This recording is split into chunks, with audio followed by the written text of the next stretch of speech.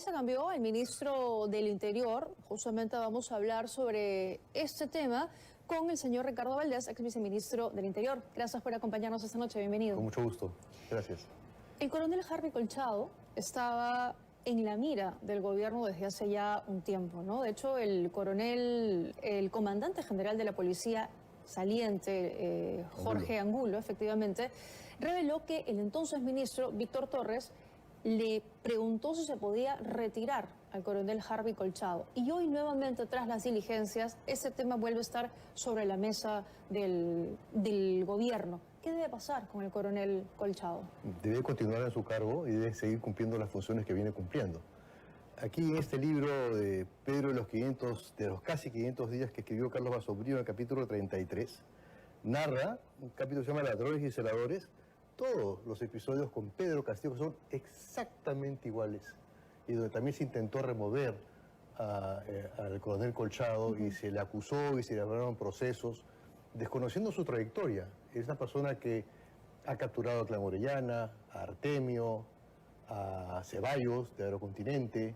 O sea, tiene realmente un recorrido muy importante junto con un equipo de coroneles, ahora oficiales de la policía que son muy reconocidos, ¿no? Y en estos momentos, quienes dirigen el Ministerio del Interior, el ministro y sus dos viceministros, que han coincidido los tres en actividad en el año 2016 y 2017, saben de la creación de la DIVIAC y saben de la valía del coronel Colchado.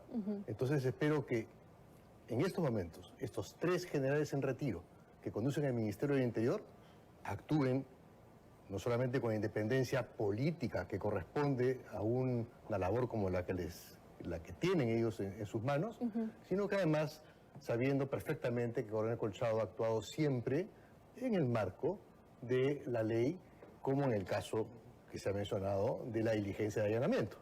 El general Sanabria decía hoy que él no ha recibido ninguna solicitud para remover al coronel Colchado, que ayer en la reunión que tuvo con la presidenta, ella no le tocó el tema, pero lo cierto es que la presidenta podía ir no necesariamente por esa vía policial, sino por la vía política, por el Ministerio del Interior. Sin duda, pero además el propio general Sanabria en esa declaración dijo que no recibió nada porque sería tráfico de influencias. O sea, él estaba advirtiendo de que haber recibido algún tipo de sugerencia como la que recibió el comandante general Angulo por parte del ministro, calificaría como tráfico de influencias. Entonces el general Sanabria, que también conoce al coronel Colchado y que conoce además, porque si mal no recuerdo, el general Sanabria entró casi después de que el actual ministro dejó de ser el jefe en Arequipa. Entonces, se conocen y todos creo que en ese medio saben perfectamente dónde están las debilidades de cada quien.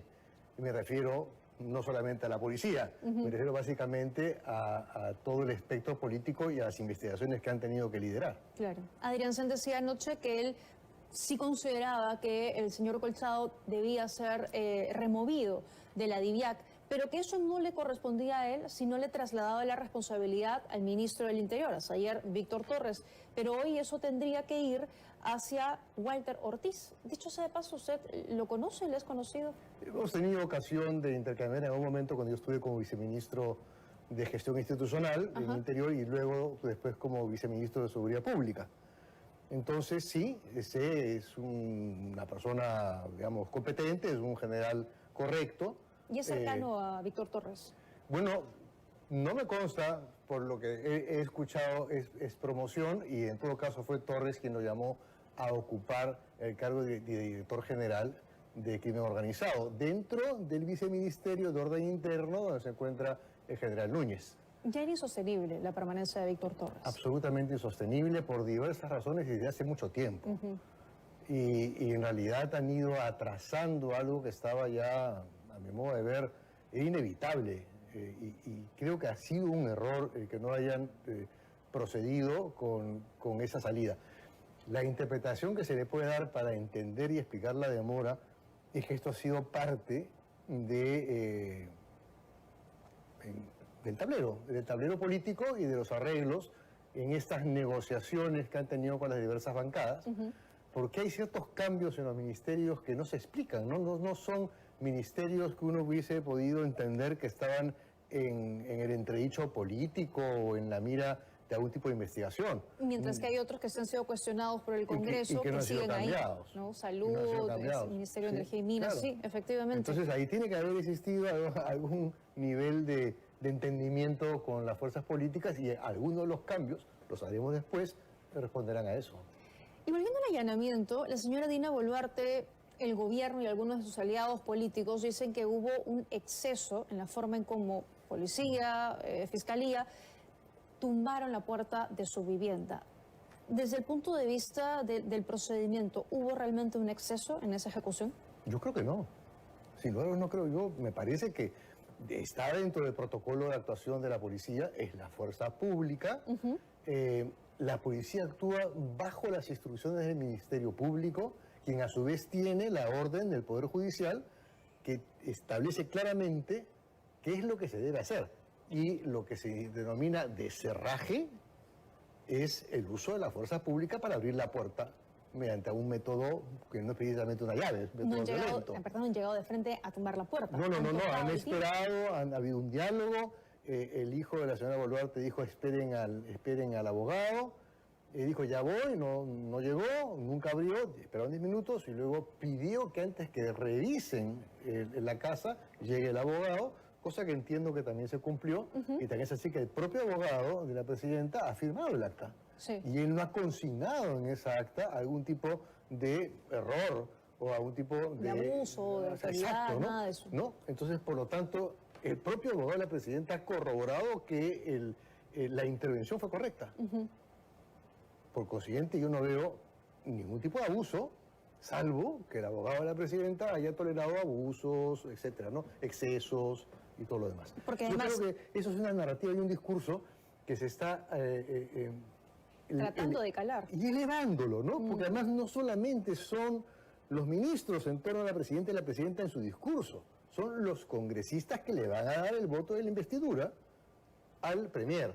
Y son esos congresistas, algunos sí, otros representan a fuerzas que han estado cuestionadas por el equipo de fiscales, por investigaciones que están dirigidas a congresistas que tienen que hacer con procesos de toda índole, ¿no? Y con arreglos. Eso está ya traerse abajo a los fiscales, al propio fiscal de la Nación en varias oportunidades también. Correcto. Entonces, me parece que hay conflicto de intereses y hay que esclarecerlo y hay que hablarlo porque estas son las cosas que hacen que la política se denigre y que la gente diga, bueno, o sea, ahí está el ejemplo claro, ¿no? O sea, las componendas, los arreglos, ¿no? Yo te doy, tú me das, yo te protejo, yo voy a hacer que no te investiguen, vamos a votar a que es incómodo, no vamos a hablar, y usar el factor político, el poder político, para engañar a la ciudadanía, diciendo, van a abierto se han tumbado la puerta de la casa de la presidenta, y si no abrieron la puerta en el domicilio de la presidenta. No hay nada irregular. No hay nada que hacer, hay que simplemente abrir la puerta bajo las órdenes del juez. Porque además distinto es una diligencia en el que se invita a la presidenta, se la cita a que acuda, a que dé sus declaraciones, a que presente los relojes, en ese caso. Aquí estamos hablando de un allanamiento. El objetivo es recabar pruebas, ¿no? Recabar información. Si no se ingresa, se puede perder todo, se puede contaminar, se puede... Aquí lo único lamentable es que el operativo en el Palacio de Gobierno haya sido después. Esto debe haber sido simultáneo, como se suelen hacer las cosas. Porque claro, ahí, bueno... Se alertan, se avisan, lo mismo. Sí, obviamente, ¿no? Por eso es que no se ha encontrado nada, pues. Esa es una hipótesis. No podemos asegurarlo ni afirmarlo. Pero lo concreto es que no se ha encontrado ningún reloj. ¿Qué habrá pasado antes de ese momento? Eso tampoco la libera, porque ahí están las fotos, ahí están los discursos, en las imágenes donde se ve a la presidenta, digamos, gesticulando con el reloj en la muñeca o los relojes en las muñecas. Y las joyas, las pulseras. Entonces todo eso se va obviamente eso lo tiene documentado el Ministerio Público y el hecho de que no existan, el hecho de que hayan desaparecido, el hecho de que no se presenten, no va a ayudar a la presidenta. Al revés, le complica las explicaciones. ¿Y le ayuda a haber salido el domingo a Palacio de Gobierno al cambio de guardia acompañada de los altos mandos de las Fuerzas Armadas? Bueno, es importante ver lo que se vio y es importante ver lo que no se vio. no estuvo el ministro del Interior y no estuvo el comandante general de la policía, digamos, avalando todas estas circunstancias de apoyo, ¿no?, a la presidenta en esta situación. Yo no sé si esto se puede entender como una suerte de castigo al ministro, es decir, ya como un anticipo de que tú no vas a continuar en tu cargo, y quizás también como una advertencia al comandante general que se tiene que poner a derecho dentro de lo que puede ser, respóndame usted al control y al poder político de esta presidencia. Y además se escucha, de hecho hoy el ministro de Defensa dice que esto es un hecho político, Sí. que tienen que ser los altos mandos de las Fuerzas No Armadas. son deliberantes. No son deliberantes. No son deliberantes, y entonces por lo tanto ellos no tienen por qué ofrecer gestos políticos. Exacto. Ya lo hicieron con Vizcarra en su momento, y eso no funciona, ni funcionó, ni debe funcionar nunca, porque la base de la democracia es separación de poderes. El Poder Judicial acá, el Congreso, Poder Legislativo acá, aquí el Poder Ejecutivo, y por allá el electoral. Esa es la base de la democracia, y hay respeto entre los diferentes poderes, que aquí lo que se está queriendo hacer es atentar contra la independencia del Poder Judicial a través del poder político desde el Ejecutivo, intentando ejercer presión sobre el Poder Judicial. Y eso, desde el Congreso hacia el Ministerio Público. así es, y obviamente aquí hay una alianza. Eso es, en realidad, esto va a pasar. No, seguramente en 2 meses ya no nos acordaremos de estos sucesos, sí de los relojes posiblemente, pero no de estas negociaciones. Nos vamos a olvidar de cómo fue el proceso del voto de investidura de Arancén. Pero lo que no podemos olvidar es que este tipo de política es la que no debe persistir, que este tipo de política es la que hay que erradicar. Porque realmente lo que hace falta es que los políticos actúen en consecuencia, apliquen la ley, creen las leyes y que sean realmente homogéneas para todos y se aplican por igual. Eso es lo que debe realmente permanecer. Gracias, señor Valdés, por habernos acompañado esta noche. Muy bien, nosotros a esta hora vamos a hacer una pausa, pero